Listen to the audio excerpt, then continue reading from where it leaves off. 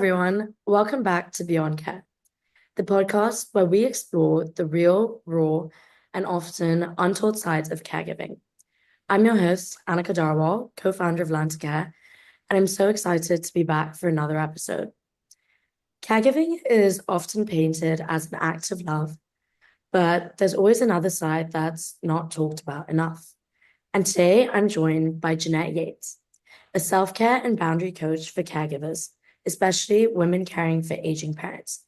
Jeanette has been a lifelong caregiver herself, and she knows exactly what it feels like to be overwhelmed, burnt out, and never ask for help. Jeanette, welcome to Beyond Care. It means so much to have you here today. I am so honored to be here. Thank you for having me, Annika. Thank you. So I'd like to start by asking, caregiver guilt is something so many people quietly carry.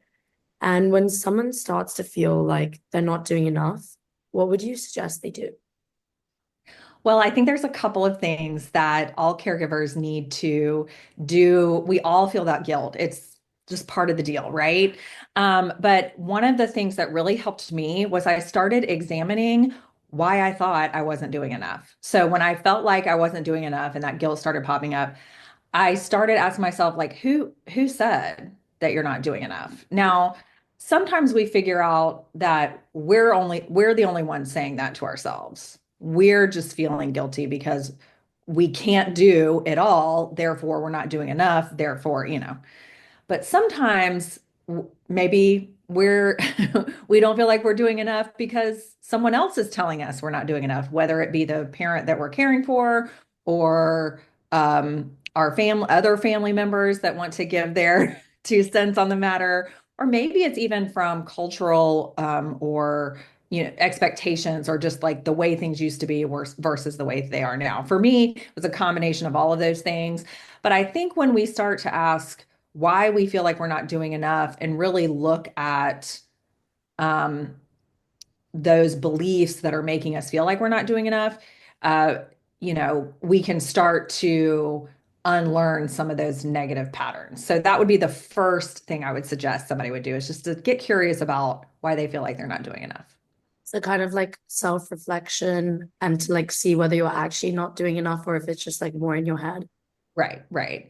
And it may be like, it is hard, and I don't, we might be get to this in a minute, but I will just go ahead and say, like, it is hard to also say, um, yeah, I'm not doing enough because my parent still needs more than I can give them. And I am supposed to be the one that cares for them. And therefore, because I can't do, because I'm not physically capable, financially capable, emotionally capable, I'm not doing enough.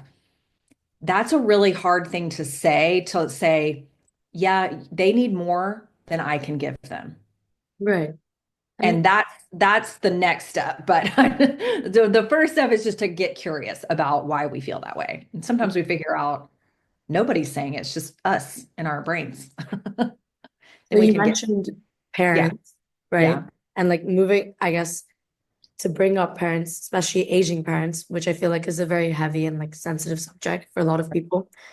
Um, I would say it's pretty emotional, but then maybe if there's a complicated backstory or family history, it can be even more overwhelming.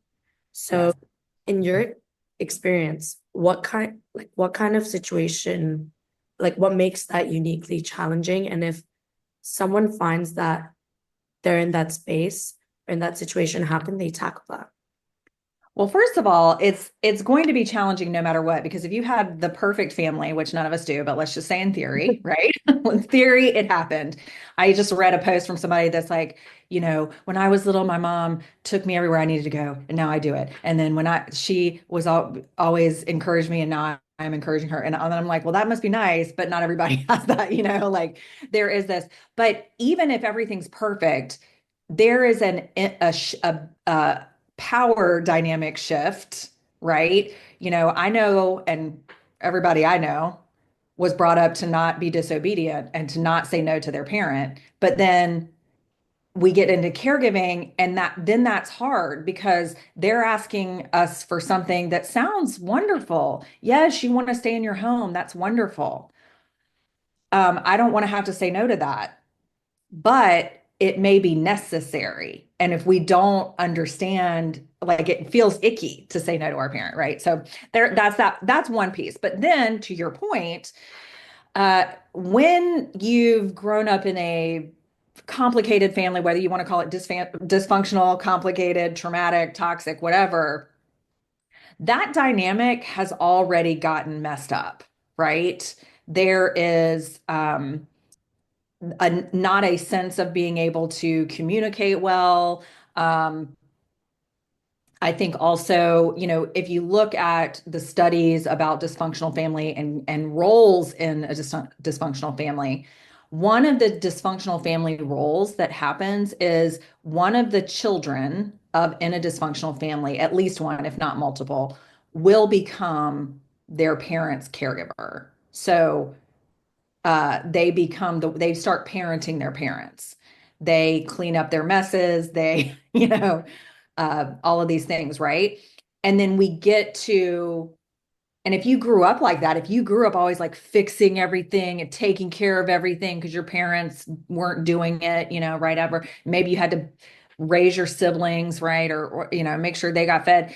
And then you're in the situation where they do because of their aging, because of their disability, because of their, whatever, is going on with them as they age, then you're like, wait, like this feels a lot like that ickiness I grew up with. And I don't, and then that can be bring up some unresolved issues, or maybe you thought they were resolved and here they are again, right? So I think that's what makes it so challenging is, things that you think maybe like, oh, moved out of that house, got married, had my family, I've healed from all that mess. And then you go back to that family that hasn't changed, even though you have, right? That makes it really difficult. So I always recommend, more awareness around the issues in your family, but also, if you can get therapy, do it. Because that can help with that and understanding how to communicate through that. And we're going to get to boundaries next. I'll let you move on. Yeah. I was gonna say that I really liked your point about the power dynamic shifting. Me and my mom, like we have a great relationship, but we always talk about this that like literally like when she's older that like I'm gonna be the parent and that's just like I guess the cycle of life and how it ends up happening. So that kind of probably affects everyone, right? Like a power dynamic shift. Yes. Yes. And like I said, even if everything's great, like you say, I have a Yeah. good relationship with my mom, but she's probably not going to like it when I tell her no, Yeah. or we No. can't have, we can't use salt anymore, or whatever. Like Right. there's these Yeah. little things, and then there's the big things, right? And So, yeah, and, so I guess that also kind of like ties into boundaries. And mhm. I think setting boundaries, not only in caregiving, just in anything, can be really hard, especially when people don't end up respecting those boundaries. So, what advice would you offer to someone who's trying to protect their own well-being, but keeps getting pushed back, and how they can stay grounded in their decisions and that boundary they've set? Yes. So there's a couple of different things here that are very important to understand about boundaries. First of all, it is not, it would be great if other people respected our boundaries. Like that's always nice, but they don't have to.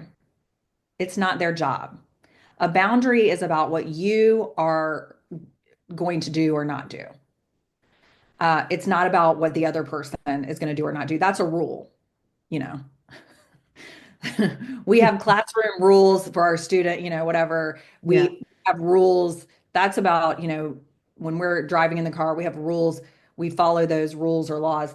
A boundary is different. A boundary is saying, I don't control you, the other person. Mm. So you can do whatever you want, but I am not going to be around that type of behavior or that type of thing. So I am not going to do that. So, or a boundary is like a time boundary is something simple, like I am going to take Tuesday nights off for myself, to do something with my family or whatever. I'm just letting you know. And maybe you do, like this happened with my mom, where I decided to set the boundary of I'm going to be at home with my family at night to, Yeah. take care of my children and have a meal with my husband. And of course, that meant that my mom had this gap in what she needed. But what I did was I put some things in place so that she would also have what she needed, but then I could get what I needed. So there is some of that. But essentially, the first thing you need to know, don't assume that it's someone else's responsibility to keep your boundary, it's yours. I think there's also needs to be an understanding of what is in your control and what isn't. Mhm. So you can't control someone else's behavior. That is on them. Um, but but also you will need to make sure that you are saying what you need to say to them. And then, like I said, it like some of the people listening to this are like, I literally cannot leave my person alone for 5 minutes. They may walk out the door, they may, fall out of the bed, whatever. Well, then, yes, we do have to address the safety concerns of the person for whom you care.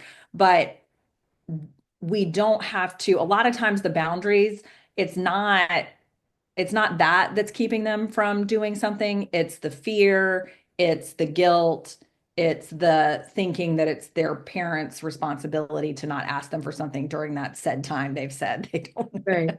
at one time. So, in those cases, I just say you just got to do it. And also, I think it's a practice. Like you're going to have to set that boundary and set it more than once. And Mhm. I also, last thing I'm going to say about boundaries is don't think about boundaries as a wall that Yeah. you're building, like a big concrete wall. It is a picket fence. It's even got a gate because sometimes you're going to say, like in my case, I said, Mom, I'm not coming over every night. This person's going to do this. You're going to do, this is going to be set up. You're going to be fine. I'll talk to you, but I'm not coming over every night. Then I had to keep that up. So I had to keep saying it because she came up with a million reasons why I needed to come over, right? But I kept saying it. But then sometimes there was being an emergency. And guess what? I'm going to go over. And I haven't broken my boundary. I've just opened that gate, right? I Mhm. haven't driven through my whole fence. Just open the gate. Then I'm going to close it back. So I think that's another thing to think about is especially with caregiving, you can't say, I'm never gonna do anything, I'm gonna take Fridays off. Maybe. Got to be a little bit more flexible with it. Okay. All That, right. yeah, that makes a lot of sense. I like the idea of a fence where you Yeah. can like keep the gate and you're on the other side, but when if you're needed, you go and you're there. Yeah. I also think about it, if I've drive through the country a lot and Mhm. there's all these, they're not picket fences, but they're like the rail Yeah. fence and they're separating one person's property from the other person's property. But those two people can still come to the fence and talk to each other and they can help each other out. So it's more about just designating your space, your responsibility versus theirs, but you still can come together and be neighbors. And now moving on to like a bit of a heavier and sad Yeah. topic, which is grief, which is I think also a big part of caregiving and a very real part of caregiving. And it's something that people don't maybe always see or acknowledge or like to talk about. But how do you say someone can cope with grief that comes up during caregiving, especially when they're grieving the loss of how things used to be? Mm, that's so hard. And I do love that you're talking about this because a lot of people think that grief is just, something that happens when someone Right. dies, but it's really not. And there's the grief that you're talking about, which is like we're already grieving what used to be Mm-hmm. and isn't now. You might also be grieving what isn't going to be. Right. And so I think it's important to acknowledge that there's all of these different types of grief. There is an author, his name is Francis Weller, Mm-hmm. and he wrote a book called The Wild Edge of Sorrow. And I always recommend it to people, but he talks about five gateways of grief and or gate things to think, parts of grief. Everything we love, we will lose. The places we have not known love. So that's the grief of things that we will not Mm-hmm. get experience, right? the sorrows of the world. So we just grieve, you know, the sad things of the world and what we expected and did not receive. That's another thing that we grieve. And then, of course, the ancestral generational grief. But I think when it comes to coping with grief, I think a lot of people think that means, getting over it. And what I have come to know, I lost my stepfather, who was my person, like he was my biggest fan, um, uh, and my buddy, and I lost him a couple years ago. And I sometimes will be minding my business, doing my normal activities, and be completely sidelined by that for a few minutes. Like the world just kind of shifts off kilter a little.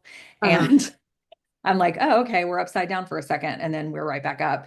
And I think learning to be okay with the unexpected waves of memory of your person, because at first it will be grief. You'll be and you may even experience sadness in those memory times, but you can be both sad and happy for those memories. You can be sad that it's just a memory, but happy that you had it. And it's okay to feel both of those things. But I really encourage people to just let themselves grieve the loss. And there's another book out there, Park. I don't know his first name, but the last name is Park. And he wrote a book called uh, As Long as It Takes. And I think that's part of it too, is don't try to push grief aside, walk into it, embrace it, let yourself feel the feelings you have. Your feelings are not going to kill you. It may feel like it. And that I know that grief, Yeah. but your feelings are not going to kill you. Allow yourself to feel those hard feelings, knowing that they won't always last, knowing they won't always feel so severe.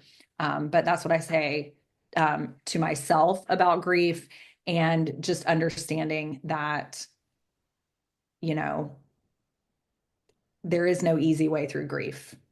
There's not. Yeah. Yeah. Yeah, thank you for that. I think that's really, really good advice. And yeah, what I take away from that is just feeling your feelings, Yeah. really. And I guess that also obviously applies to grief, but a lot of other tough situations, it's always better to like feel what you're feeling and work through it Yeah. rather Mhm. than to put it aside, because then that just builds up and gets worse. Yeah. And lastly, for anyone who's listening and struggling right now or just going through a tough time, what's one thing you would want them to take away from this conversation? Well, one of the things that helps me the most in my caregiving journey and was really big in me being able to stop feeling completely burned to the ground all the time. I don't like, I write about burnout in my book, but really I didn't call it that. It was just like utter, like depletedness. Like it was far past that. And in order to get over that, I had to be able to say something to myself, which is, and I would say anybody listening to this, if you care enough to be listening to a podcast about caregiving, you fall under this category, okay? You have already done enough.